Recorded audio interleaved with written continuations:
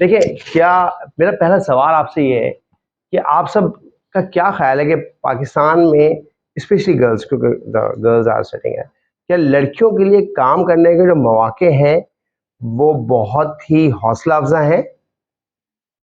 नहीं, नहीं, रियलिटी में बात है, नहीं। Is it safe for a woman to work? नहीं, नहीं। लड़कों के लिए भी मसले हैं, बहुत मसले होते हैं लड़कों के भी, लेकिन कुछ ऐसे मसले जो ख़वातीन के हैं वो लड़कों को फेस नहीं करने पड़ते। तो सेफ गार्डिंग का इशू, जैसे सर ने कहा कि ये जेनरिक है बिल्कुल, लेकिन हम थोड़ा मैं स्पेसिफिक इस पर बात करना चाहूँगा। Being a woman you have more safeguarding issues. अगर मेरे घर से मेरा भाई जॉब करने जा रहा है और 5 बजे आता है और 7 बजे आए, I would be less worried. लेकिन अगर मेरी बेटी, मेरी बहन 5 बजे आती है और वो 6 बजे भी ना आए, तो मुझे, मेरा दिल आधा रह जाएगा। ऐसा है ना? इसका मतलब है कहीं ना कहीं, और हालांकि हो सकता है बड़ी सेफली आ जाए वो, मेरा बड़ा कंसर्न होगा कि यार मेरी बहन, मेरी बेटी या जो भी मेरा रिश्ता है उससे, लड़की से, वो क्यों लेट हुई है। बेटा या भाई जैसे 2 घंटे भी लेट हो जाए तो वो फिक्र उस तरह से नहीं होती। असल में हमारे यहाँ एक जेन्युइनली सेफ गार्डिंग इश्यूज है women. Okay, because what we see, we are working with people who would be in our workforce in the next 1 year, 2 year, or might be working in some capacity. आप में से कुछ लड़कियां ऐसी होंगी, आई am sure, कि कहीं ना कहीं काम कर रही होंगी। तो हम एक ऐसी वर्कफोर्स चाहते हैं आगे चल के जो ना सिर्फ खुद अपनी हिफाजत कर सकती हो, बल्कि दूसरों की हिफाजत भी कर सकते हो। इसमें हमने एक दो चीजों का ख्याल रखना है। देखिए, एक जुमला है जी, when you are in Rome act like a Romans. जिस देश में हो वैसा आपका भेष, जैसा देश मतलब ये आपने वॉइस जरूर रेस करनी है, लेकिन बगावत नहीं करनी। रिबेलिज्म इज नॉट अलाउड। आप में से अगर मैं पूछूं, आपकी कभी अपनी अम्मी से, खाला से, फुप्पी से, कभी कोई भी, या अब्बू से कोई बात होती होगी, तो अक्सर आपको क्या लगता है, जब वो आपसे नाराज होते हैं तो वो आपकी बात पे नाराज होते हैं, आपकी टोन पे नाराज होते हैं? टोन पे नाराज होते हैं। ये बात समझते हैं आप? आप पढ़े लिखे बच्चे हैं, माशाल्लाह। नहीं, मैं माय बैड, मैं कहना भूल गया। आप पढ़े लिखे बच्चे हैं, माशाल्लाह, ठीक है। तो आप पढ़े लिखे बच्चे, माशाल्लाह, आपकी जिम्मेदारी ज्यादा है। ये बात आप समझते? Communication is your baby. If you face ever face any safeguarding issue, do not keep quiet. बिल्कुल बोलें, बिल्कुल बोलें। हम यहाँ आए ही ये समझाने हैं कि आपने बोलना है, लेकिन मैं स्ट्रेस करूंगा कि विदिन अ कल्चरल बाउंड्रीज।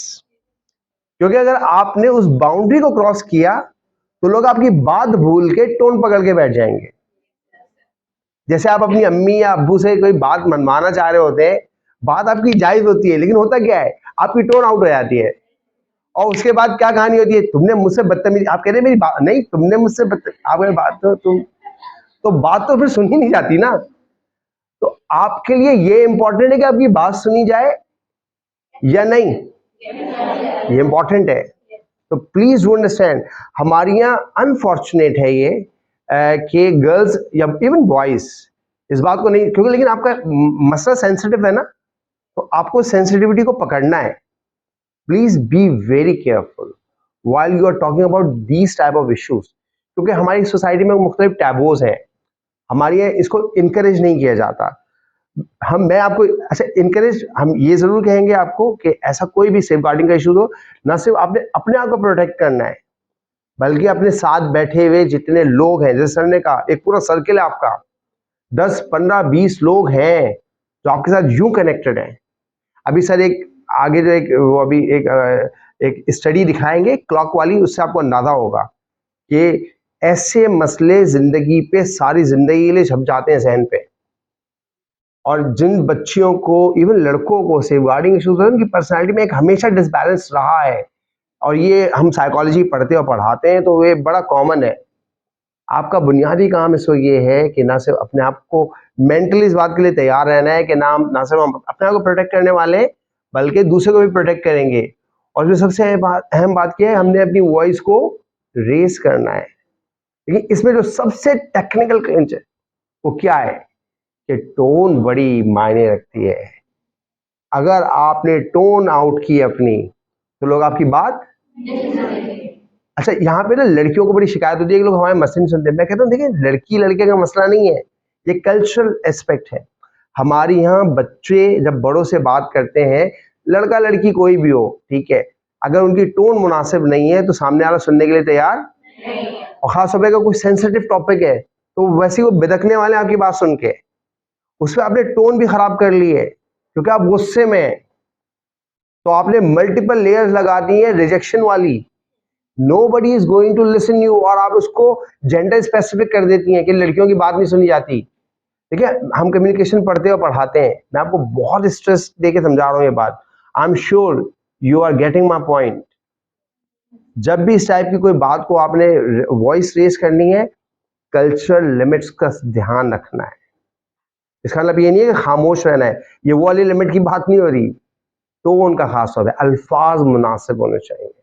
अल्फाज मुनासिब है, टोन मुनासिब है, और आप अपनी बात को कंसिस्टेंसी से कहने की सलाहियत रखते हैं, आपकी बात सुनी जाएगी।